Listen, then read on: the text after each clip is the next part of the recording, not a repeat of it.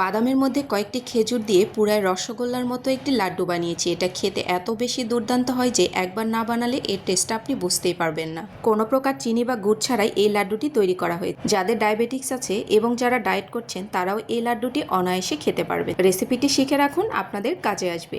আর এই লাড্ডুটি তৈরি করা হবে বিভিন্ন ধরনের বাদাম এবং খেজুর দিয়ে। আমি এখানে যে বাদাম এবং খেজুর ব্যবহার করেছি, আপনারা চাইলে এর বাইরেও বাদাম ব্যবহার করতে পারেন।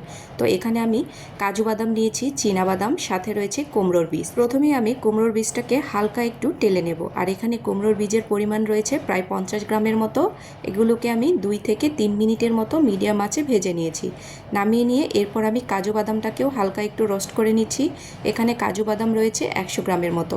এরপর নিয়ে নিচ্ছি চীনা বাদাম। এখানে চীনা বাদাম রয়েছে প্রায় 200 গ্রামের মতো। আপনারা চাইলে এখানে অন্য বাদামও ব্যবহার করতে পারেন। তো সবগুলো বাদাম একসাথে ভেজে আমি এগুলোকে নামিয়ে ঠান্ডা হওয়ার পরে চীনা বাদামের যে খোসাটা রয়েছে এটা উপর থেকে ছিলে ফেলে দিয়েছি। এরপর সবগুলো বাদামকে ব্লেন্ডার জারের মধ্যে দিয়ে নিচ্ছি। এখন এই সব বাদামগুলোকে একসাথে গুঁড়ো করে নিয়েছি। তো দেখুন বাদামের গুঁড়ো একদম রেডি হয়ে গেছে। আর গুঁড়োটা কিছুটা ভেতরে দানা দানা থাকবে, একদমই পাউডারের মতো হবে না। তো এটাকে আমি সাইড করে রেখে দিচ্ছি। এরপরে যে খেজুরগুলো আমি রেখেছিলাম মাঝখান থেকে বীজটা ফেলে দিয়েছি। আর খেজুর এখানে ব্যবহার করেছি 200 গ্রামের মতো। খেজুর ব্লেন্ড করার জন্য সামান্য একটু পানি দিয়ে খেজুরগুলোকে পুরোপুরি ব্লেন্ড করে নিয়েছি। তো দেখুন পেস্ট একদম তৈরি। চুলার মধ্যে একটি প্যান বসিয়ে এর মধ্যে খেজুরের পেস্টটাকে আমি ঢেলে নিচ্ছি।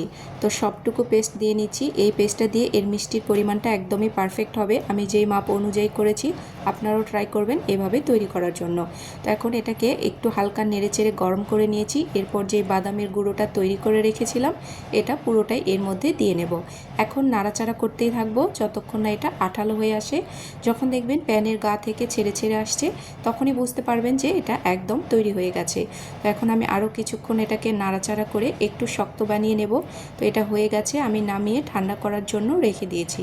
তো ঠান্ডা হওয়ার পরে হাতে সামান্য একটু ঘি মাখিয়ে নিয়েছি। এরপর লাড্ডুগুলোকে বানিয়ে নেব। এখন গোল গোল শেপ করে আপনাদের পছন্দ অনুযায়ী সাইজ করে এগুলোকে বানিয়ে নেবেন।